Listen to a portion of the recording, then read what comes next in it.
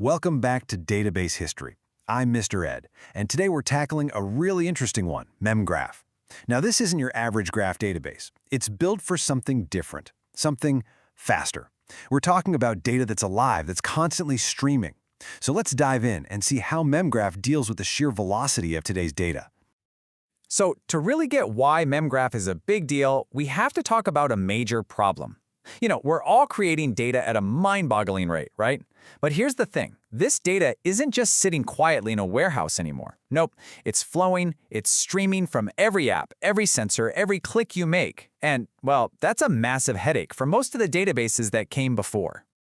Which leads us to the core question here. Look, graph databases are awesome at connecting the dots, at seeing relationships, but most of them were built to look at a static picture, a snapshot in time.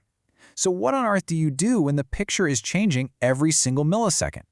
How can you possibly analyze connections that are popping into existence and disappearing just as fast? Let's really break this down. On one hand, you've got your static data. Just think of it like a photograph. It's a perfect snapshot of how things were at one specific moment. But on the other hand, you've got streaming data. That's not a photo, it's a live video feed, constantly moving, constantly changing. The huge problem is that most graph databases were designed to analyze the photograph. When you ask them to keep up with the live video, they just can't. They hit a wall, and that's what we call the velocity gap. Okay, so this is exactly where Memgraph comes into play. It wasn't just another database. It was a purpose-built solution to this exact problem, this velocity gap. It was designed from the ground up specifically for the age of real-time streaming data.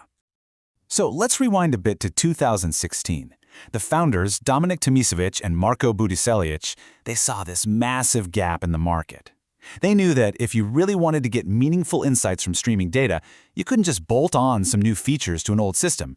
No way. You had to start from scratch. You had to build something new that could fuse the power of graph relationships with the blistering speed of real-time analytics. And this quote, man, it just nails it. It's where graphs meet velocity. It's not just about finding the connections anymore. It's about finding them right now. In the moment, they actually matter. We're talking about the speed of business, literally. So the big question is, how did they pull it off?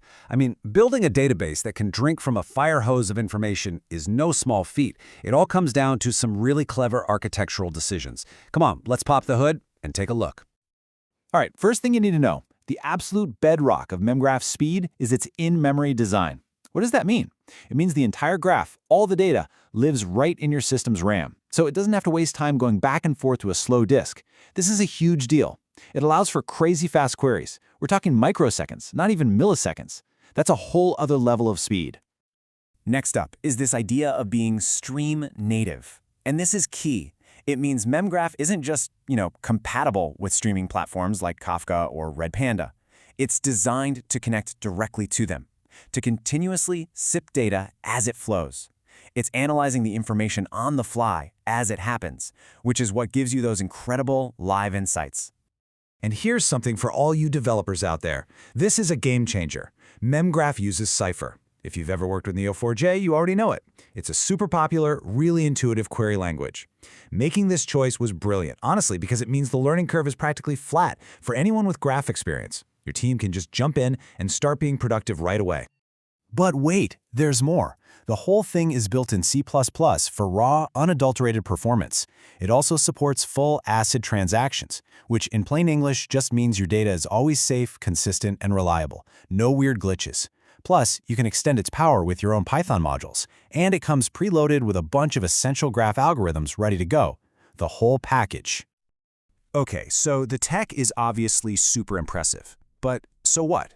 What does all this speed actually do for us in the real world? Why does it matter? Well, let's take a look at some actual use cases where this kind of velocity completely changes the game.